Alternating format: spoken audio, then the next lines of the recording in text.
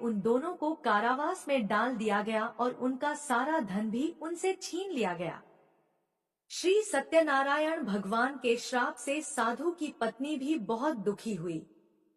घर में जो धन रखा था उसे चोर चुरा ले गए। शारीरिक तथा मानसिक पीड़ा व भूख प्यास से अति दुखी होकर कलावती एक ब्राह्मण के घर गई। वहां उसने श्री सत्यनारायण भगवान का व्रत होते देखा और कथा भी सुनी। वह प्रसाद ग्रहण कर रात को घर वापस आई। माता ने कलावती से पूछा, हे पुत्री, अब तक तुम कहाँ थी? तेरे मन में क्या है? कलावती ने अपनी माता से कहा, है माता, मैंने एक ब्राह्मण के घर में श्री सत्यनारायण भगवान का व्रत अनुष्ठान होते देखा है। कन्या के वचन सुनकर लीलावती भगवान के पूजन की तैयारी करने लगी। लीलावती ने परिवार व बंधुओं सहित सत्यनारायण भगवान का पूजन किया और उनसे वर मांगा कि हे प्रभु, मेरे पति तथा जमाई शीघ्र घर आ जाएं। साथ ही यह भी प्रार्थना की कि हम सबका अपराध भगवान क्षमा करें। श्री सत्यनारायण भगवान इस व्रत से संतुष्ट हो गए और राजा चंद्रकेतु को सपने में दर्शन देकर कहा, हे राजन, तुम उन दोनों वैश्य को छोड़ दो और तुमने उनका जो धन लिया है उसे भी वापस कर दो। अगर ऐसा नहीं किया तो मैं तुम्हारा धन, राज्य और संतान सभी को नष्ट कर दूंगा। राजा को यह सब कहकर सत्यनारायण भगवान अंतर्ध्यान हो गए। प्रातःकाल सभा में राजा ने अपना सपना सुनाया, फिर बोले, वणिक पुत्रों को कैद से मुक्त कर सभा में लाओ। दोनों ने आते ही राजा को प्रणाम किया। राजा अत्यंत मधुर वाणी में बोला, है महानुभावों, दुर्भाग्य से ऐसा कठिन दुख तुम्हें प्राप्त हुआ है, लेकिन अब तुम्हें कोई भय नहीं है। ऐसा कहकर राजा ने उन दोनों को नए वस्त्र और आभूषण पहनाए और जितना धन उनका लिया था उससे दोगुना धन वापस कर दिया। दोनों वैश्य अपने घर को चल दिए। इस प्रकार से श्री सत्यनारायण व्रत कथा का तीसरा अध्याय यहीं पर संपूर्ण हुआ। बड़े श्रद्धा और प्रेम से बोलिए, श्री सत्यनारायण भगवान की जय। आइए अब श्री सत्यनारायण भगवान की कथा का चौथा अध्याय सुनते हैं।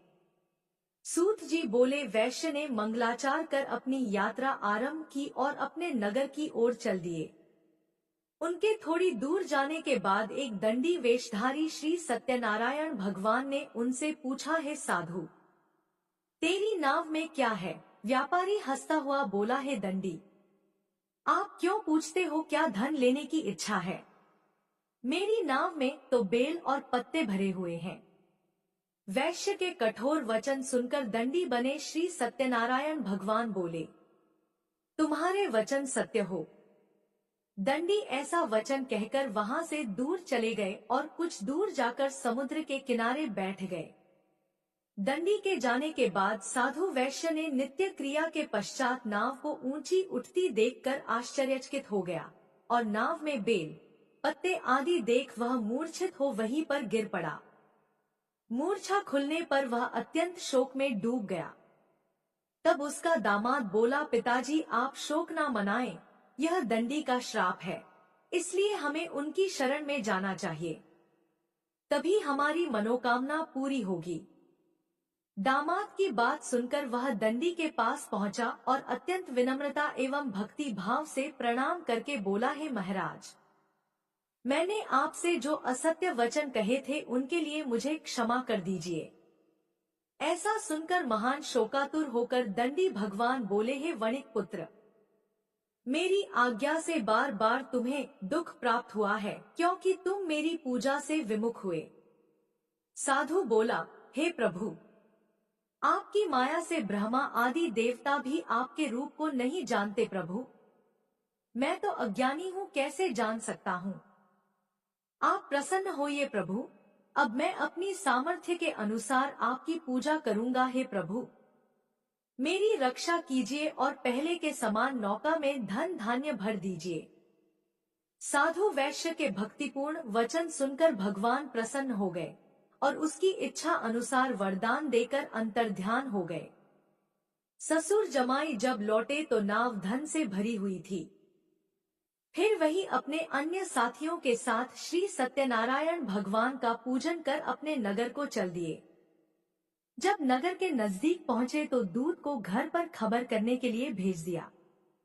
दूत साधु की पत्नी को प्रणाम कर कहता है कि हे माता, स्वामी अपने दामाद सहित नगर के निकट आ गए हैं। दूत की बात सुन साधु की पत्नी लीलावती ने बड़े हर्ष के साथ श्री सत्यनारायण भगवान का पूजन कर अपनी पुत्री कलावती से कहा, हे पुत्री, मैं अपने पति के दर्शन को जा रही हूँ, तू कार्य पूर्ण कर शीघ्र आ जाना। माता के ऐसे वचन सुनकर कलावती जल्दी से प्रसाद छोड़कर अपने पति के पास चली गई। प्रसाद की अवज्ञा के कारण श्री सत्यनारायण भगवान रुष्ट हो गए और नाव सहित उसके पति को पानी में डुबो दिया। कलावती अपने पति को वहां ना पाकर रोती हुई जमीन पर गिर गई। नाव को डूबा हुआ देख और कन्या को रोता हुआ देख साधु दुखी होकर बोला, हे प्रभु, मुझसे तथा मेरे परिवार से जो भी भूल हुई है उसे क्षमा करें। साधु के दीन वचन सुनकर श्री सत्यनारायण भगवान प्रसन्न हो गए और आकाशवाणी हुई, है साधु, तेरी कन्या मेरे प्रसाद को छोड़कर आई है, इसलिए उसका पति अदृश्य हो गया है।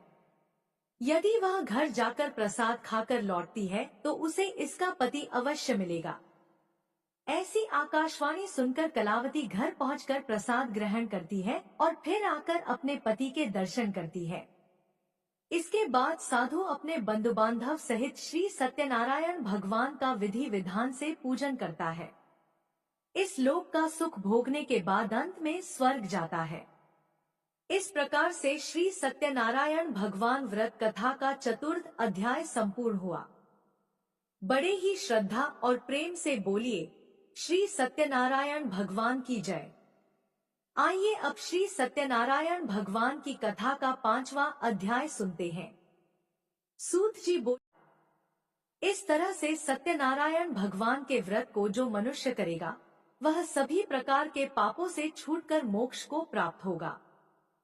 जो मनुष्य इस व्रत को करेगा वह भी दुखों से मुक्त हो जाएगा। सूत जी बोले, इस तरह से नारद जी से नारायण जी का कहा हुआ श्री सत्यनारायण व्रत को मैंने तुमसे कहा। हे विप्रों, मैं अब और क्या कहूँ। ऋषि बोले, हे मुनिवर, संसार में उस विप्र से सुनकर और किस किस ने इस व्रत को किया, हम सब इस बात को सुनना चाहते हैं। इसके लिए हमारे मन में श्रद्धा का भाव है। सूत जी बोले, हे मुनियों, जिस जिसने इस व्रत को किया है वह सब सुनो। एक समय वही विप्र धन और ऐश्वर्य के अनुसार अपने बंधु बांधवों के साथ इस व्रत को करने को तैयार हुआ। उसी समय एक लकड़ी बेचने वाला बूढ़ा आदमी आया और लकड़ियां बाहर रखकर अंदर ब्राह्मणों के घर में गया। प्यास से दुखी लकड़हारा उन्हें व्रत करते देख प्रणाम कर पूछने लगा कि आप यह क्या कर रहे हैं तथा इसे करने से क्या फल मिलेगा, कृपया मुझे भी बताइए। ब्राह्मण ने कहा कि हे राजन, सब मनोकामनाओं को पूरा करने वाला यह सत्यनारायण भगवान का व्रत है। इनकी कृपा से ही मेरे घर में धन धान्य आदि की वृद्धि हुई है। विप्र से सत्यनारायण व्रत के बारे में जानकर लकड़हारा बहुत प्रसन्न हुआ। चरणामृत लेकर वह प्रसाद खाने के बाद अपने घर गया। लकड़हारे ने अपने मन में संकल्प लिया कि आज लकड़ी बेचने से जो धन मिलेगा उसी से मैं श्री सत्यनारायण भगवान का उत्तम व्रत करूंगा। मन में इस विचार को लेकर बूढ़ा आदमी सिर पर लकड़ियां रखकर उस नगर में बेचने गया जहां धनी लोग ज्यादा रहते थे। उस नगर में उसे अपनी लकड़ियों का दाम पहले से 4 गुना अधिक मिला। बूढ़ा प्रसन्नता के साथ दाम लेकर केले, शक्कर, घी, दूध, दही और गेहूं का आटा लिया और सत्यनारायण भगवान के व्रत की अन्य सामग्रियां लेकर अपने घर गया। वहां उसने अपने बंधु बांधव को बुलाकर विधि विधान से सत्यनारायण भगवान का पूजन और व्रत किया। इस व्रत के प्रभाव से वह बूढ़ा लकड़हारा धन पुत्र आदि से युक्त होकर संसार के समस्त सुख भोग कर अंतकाल में वैकुंठ धाम चला गया। इसी प्रकार श्री सत्यनारायण व्रत कथा का दूसरा अध्याय संपूर्ण हुआ। आप लोग बड़े श्रद्धा और प्रेम से बोलिए, श्री सत्यनारायण भगवान की जय। अब आइए श्रवण करते हैं सत्यनारायण व्रत कथा का तीसरा अध्याय।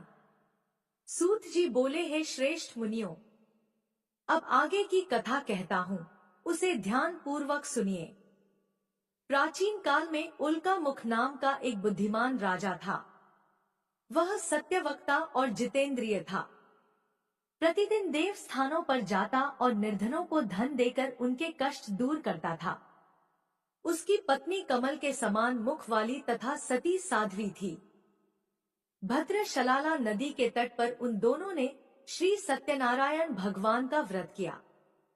उसी समय साधु नाम का एक वैश्य आया। उसके पास व्यापार करने के लिए बहुत सा धन भी था।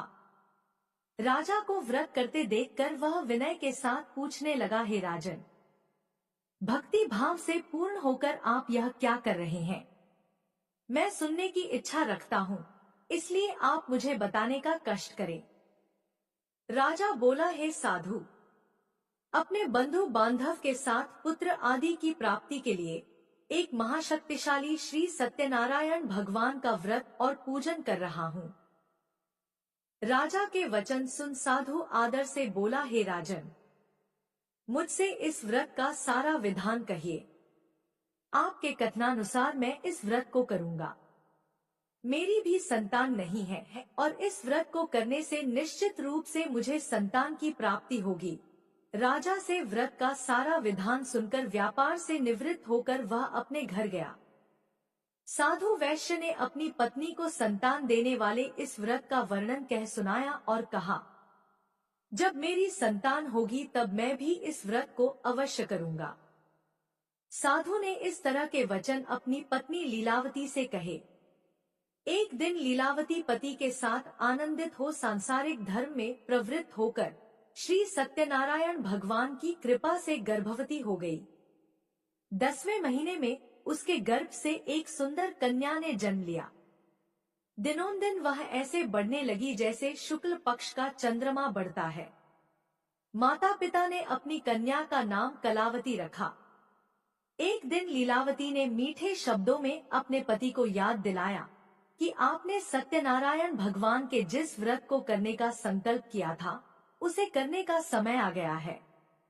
साधु बोला, हे प्रिय, इस व्रत को मैं उसके विवाह पर करूंगा। इस प्रकार अपनी पत्नी को आश्वासन देकर वह नगर को चला गया। कुछ वर्षों के तत्पश्चात कलावती शादी के योग्य हो गई। साधु ने एक बार नगर में अपनी कन्या को सखियों के साथ देखा तो तुरंत ही पुरोहित को बुलाया और कहा, मेरी कन्या के लिए योग्य वर देख कर आओ। साधु की बात सुनकर पुरोहित कंचन नगर में पहुंचा और वहां देखभाल कर लड़की के लिए सुयोग्य वर ढूंढा। साधु ने बंधु बांधव को बुलाकर अपनी पुत्री का विवाह कर दिया, लेकिन दुर्भाग्य की बात यह थी कि साधु ने अभी भी श्री सत्यनारायण भगवान का व्रत नहीं किया। इस पर श्री सत्यनारायण भगवान क्रोधित हो गए और श्राप दिया कि साधु को अत्यधिक दुख मिले। अपने कार्य में कुशल साधु बनिया जमाई को लेकर समुद्र के पास स्थित रत्नापुर नगर में गया। वहां जाकर ससुर दामाद दोनों मिलकर चंद्रकेतु नामक राजा के नगर में व्यापार करने लगे। एक दिन भगवान श्री सत्यनारायण की माया से एक चोर राजा का धन चुराकर भाग रहा था। उसने राजा के सिपाहियों को अपना पीछा करते देख चुराया हुआ धन वहां रख दिया, जहां साधु अपने जमाई के साथ ठहरा हुआ था। राजा के सिपाहियों ने साधु वैश्य के पास राजा का धन पड़ा देखा तो ससुर जमाई दोनों को बांधकर प्रसन्नता से राजा के पास ले गए और कहा, महाराज, हम दोनों चोरों को पकड़ लाए हैं। आप श्री सत्यनारायण व्रत कथा। जय श्री कृष्णा। राधे राधे। आप सभी को वट पूर्णिमा की हार्दिक शुभकामनाएं। प्रेम से बोलिए श्री सत्यनारायण भगवान की जय। आज के दिन श्री सत्यनारायण भगवान की कथा पढ़ी अथवा सुनी जाती है। तो आइए भगवान श्री सत्यनारायण की कथा का श्रवण करते हैं।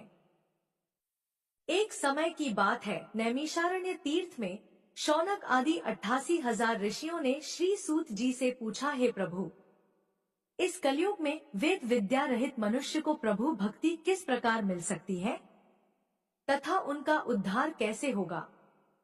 हे मुनि श्रेष्ठ, कोई ऐसा तप बताएंगे जिससे थोड़े समय में ही पूर्ण फल मिले और मनोवांछित फल भी मिल जाए। इस प्रकार की कथा सुनने की हम इच्छा रखते हैं। सर्व शास्त्रों के ज्ञाता श्री सूत जी बोले, हे वैष्णवों में पूज्य, आप सभी ने समस्त प्राणियों के हित की बात पूछी है, इसलिए मैं एक ऐसे श्रेष्ठ व्रत को आप सभी को बताऊंगा जिसे नारद जी ने लक्ष्मी नारायण जी से पूछा था और स्वयं लक्ष्मीपति ने मुनि श्रेष्ठ नारद जी से इस कथा को कहा था। आप सब इसे ध्यान से सुनिए। एक समय की बात है, योगीराज नारद जी दूसरों की हित की इच्छा लिए अनेकों लोकों में घूमते हुए मृत्यु लोक में आ पहुँचे। यहाँ उन्होंने अनेक योनियों में जन्मे प्रायः सभी मनुष्यों को अपने कर्मों द्वारा अनेकों दुखों से पीड़ित देखा। उनका दुख देख नारद जी सोचने लगे कि कैसा यत्न किया जाए जिसके करने से निश्चित रूप से मानव के दुखों का अंत हो जाए। इसी प्रकार मनन करते हुए वह विष्णु लोक में गए।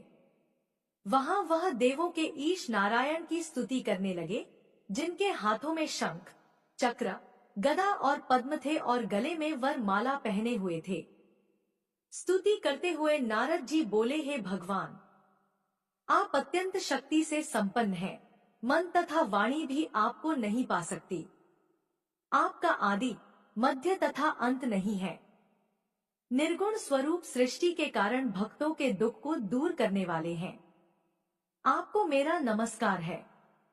नारद जी की स्तुति सुनकर विष्णु भगवान बोले, हे मुनि श्रेष्ठ, आपके मन में क्या बात है? आप किस काम के लिए पधारे हैं? उसे निसंकोच कहिए। इस पर नारद मुनि बोले कि मृत्यु लोक में अनेक योनियों में जन्मे मनुष्य अपने कर्मों के द्वारा अनेकों दुख से दुखी हो रहे हैं। हे नाथ, आप मुझ पर दया रखते हैं तो बताइए कि वह मनुष्य थोड़े प्रयास से ही अपने दुखों से कैसे छुटकारा पा सकते हैं। तब भगवान श्री हरि बोले, हे नारद, मनुष्यों की भलाई के लिए तुमने बहुत अच्छी बात पूछी है, जिसके करने से मनुष्य मोह से छूट जाता है। वह बात मैं तुमसे कहता हूँ, उसे ध्यान पूर्वक सुनो। स्वर्ग लोक व मृत्यु लोक दोनों में एक दुर्लभ उत्तम व्रत है जो पुण्य देने वाला है। आज प्रेमवश होकर मैं उसे तुमसे कहता हूँ। श्री सत्यनारायण भगवान का यह व्रत अच्छी तरह विधान पूर्वक करके मनुष्य तुरंत ही यहाँ सुख भोग कर मरने पर मोक्ष पाता है। श्री हरि के वचन सुनकर नारद जी बोले, हे प्रभु, उस व्रत का फल क्या है और उसका विधान क्या है? यह व्रत किसने किया था? इस व्रत को किस दिन करना चाहिए? सभी कुछ विस्तार से बताइए। नारद जी की बात सुनकर श्री हरि बोले, दुख और शोक को दूर करने वाला, यह सभी स्थानों पर विजय दिलाने वाला है। मानव को भक्ति और श्रद्धा के साथ शाम को श्री सत्यनारायण भगवान की पूजा धर्मपरायण होकर ब्राह्मणों व बंधुओं के साथ करनी चाहिए। भक्ति भाव से ही नैवेद्य, केले का फल, घी, दूध और गेहूं का आटा सवाया ले। गेहूं के स्थान पर साठी का आटा, शक्कर तथा गुड़ लेकर और सभी भक्षण योग्य पदार्थों को मिलाकर भगवान का भोग लगाएं। ब्राह्मणों सहित बंधु बांधव को भी भोजन कराएं, उसके बाद स्वयं भोजन करें। भजन कीर्तन के साथ भगवान की भक्ति में लीन हो जाएं। इस तरह से सत्यनारायण भगवान का यह व्रत करने पर मनुष्य की सारी इच्छाएं निश्चित रूप से पूरी होती हैं। इस कलिकाल अर्थात कलयुग में मृत्यु लोक में मोक्ष का यही एक सरल उपाय बताया गया है। इस प्रकार से श्री सत्यनारायण व्रत कथा का प्रथम अध्याय संपूर्ण हुआ। आप लोग बड़ी श्रद्धा और प्रेम से बोलिए, श्री सत्यनारायण भगवान की जय। अब आइए श्रवण करते हैं सत्यनारायण व्रत कथा का दूसरा अध्याय। सूत जी बोले, हे ऋषियों, जिसने सबसे पहले इस व्रत को किया था, मैं उसका इतिहास कहता हूँ। इसे ध्यान से सुनो। सुंदर काशीपुरी नगरी में एक अत्यंत निर्धन ब्राह्मण रहता था। भूख प्यास से परेशान वह धरती पर घूमता रहता था। ब्राह्मणों से प्रेम करने वाले भगवान ने एक दिन ब्राह्मण का वेश धारण कर उसके पास जाकर पूछा, हे विप्र, नित्य दुखी होकर तुम पृथ्वी पर क्यों घूमते हो? दीन ब्राह्मण बोला, मैं निर्धन ब्राह्मण हूँ, भिक्षा के लिए धरती पर घूमता रहता हूँ। हे भगवान, यदि आप इसका कोई उपाय जानते हैं तो मुझे बताइए। वृद्ध ब्राह्मण बोले कि सत्यनारायण भगवान मनोवांछित फल देने वाले हैं, इसलिए तुम उनका पूजन करो। इसे करने से मनुष्य सभी दुखों से मुक्त हो जाता है। वृद्ध ब्राह्मण बनकर आए सत्यनारायण भगवान उस निर्धन ब्राह्मण को व्रत का सारा विधान बताकर अंतर्ध्यान हो गए। ब्राह्मण मन ही मन सोचने लगा कि जिस व्रत को वृद्ध ब्राह्मण करने को कह गया है, मैं उसे अवश्य करूंगा।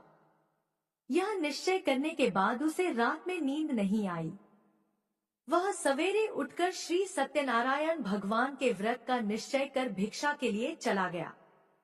उस दिन निर्धन ब्राह्मण को भिक्षा में बहुत धन मिला, जिससे उसने बंधु बांधव के साथ मिलकर श्री सत्यनारायण भगवान का व्रत संपन्न किया। भगवान सत्यनारायण का व्रत संपन्न करने के बाद वह निर्धन ब्राह्मण सभी दुखों से मुक्त हो गया और अनेक प्रकार की संपत्तियों से युक्त हो गया। उसी समय से यह ब्राह्मण हर माह इस व्रत को करने लगा। इस तरह से सत्यनारायण भगवान बोले, हे ऋषियों, मैं और भी एक कथा सुनाता हूँ, उसे भी ध्यानपूर्वक सुनो। प्रजापालन में लीन तुंगध्वज नाम का एक राजा था। उसने भी भगवान का प्रसाद त्याग कर बहुत दुख सहन किया। एक बार वन में जाकर वन्य पशुओं को मारकर वह वट के पेड़ के नीचे आया। वहां उसने ग्वालों को भक्ति भाव से अपने बंधुओं सहित सत्यनारायण भगवान का पूजन करते देखा। अभिमानवश राजा उन्हें देखकर भी पूजा स्थल पर नहीं गया और न ही उसने भगवान को नमस्कार किया। ग्वालों ने राजा को प्रसाद दिया, लेकिन उसने वह प्रसाद नहीं खाया और प्रसाद को वहीं छोड़कर अपने नगर को चला गया। जब वह नगर में पहुंचा तो वहां सब कुछ तहस नहस हो चुका था। वह राजा शीघ्र ही समझ गया कि यह सब भगवान ने ही किया है। वह दोबारा ग्वालों के पास पहुंचा और विधिपूर्वक पूजा करके प्रसाद खाया तो श्री सत्यनारायण भगवान की कृपा से सब कुछ पहले जैसा हो गया। दीर्घ काल तक सुख भोगने के बाद मरणोपरांत उसे स्वर्ग लोक की प्राप्ति हुई। जो मनुष्य परम दुर्लभ इस व्रत को करेगा अथवा सुनेगा, भगवान श्री सत्यनारायण की अनुकंपा से उसे धन धान्य की प्राप्ति होगी। सत्यनारायण भगवान की कृपा से निर्धन धनी हो जाता है और दुर्बल बलवान हो जाता है। संतानहीन मनुष्य को संतान सुख मिलता है और सारे मनोरथ पूर्ण होने पर मानव अंतकाल में बैकुंठ धाम को जाता है। सूत जी बोले, जिन्होंने पहले इस व्रत को किया अब उनके दूसरे जन्म की कथा भी सुनिए। शतानंद नामक ब्राह्मण ने सुदामा के रूप में जन्म लेकर भगवान श्री कृष्ण की भक्ति कर मोक्ष प्राप्त किया। उल्कामुख नाम के महाराज राजा दशरथ बने और श्री रंगनाथ का पूजन कर बैकुंठ को प्राप्त हुए। साधु नाम के वैश्य ने धर्मात्मा व सत्य प्रतिज्ञ राजा मोरध्वज बनकर अपने पुत्र को आरे से चीरकर मोक्ष को प्राप्त हुआ। महाराज तुंगध्वज स्वयंभू मनु हुए। उन्होंने बहुत से लोगों को भगवान की भक्ति में लीन कर मोक्ष प्राप्त किया। लकड़हारा भील अगले जन्म में निषाद राजा हुआ, जिसने भगवान श्री राम के चरणों की सेवा कर मोक्ष प्राप्त किया। इस प्रकार श्री सत्यनारायण व्रत कथा का 5वां अध्याय संपूर्ण हुआ। बड़ी ही श्रद्धा और प्रेम से बोलिए, श्री सत्यनारायण भगवान की जय। बोलिए, श्री सत्यनारायण भगवान की जय। श्रोताओं, पूरी सत्यनारायण व्रत कथा का निहितार्थ यह है कि लौकिक एवं पालौकिक हितों की साधना के लिए मनुष्य को सत्य आचरण का व्रत लेना चाहिए। सत्य ही भगवान है, सत्य ही विष्णु है। लोक में सारी बुराइयों, सारे कलेश, सारे संघर्षों का मूल कारण है सत्य आचरण का अभाव। श्री सत्यनारायण व्रत कथा पुस्तिका में इस संबंध में एक श्लोक है, जिसका अर्थ है कि सत्यनारायण व्रत का अनुष्ठान करके मनुष्य सभी दुखों से मुक्त हो जाता है। कलिकाल में सत्य की पूजा विशेष रूप से फलदायी है। सत्य के अनेक नाम हैं, यथा सत्य नारायण, सत्य देव सनातन। सत्य रूपी विष्णु भगवान कलयुग में अनेक रूप धारण करके लोगों को मनवांछित फल देंगे। इसी प्रकार से श्री सत्यनारायण व्रत कथा संपूर्ण हुई। जय श्री सत्यनारायण भगवान।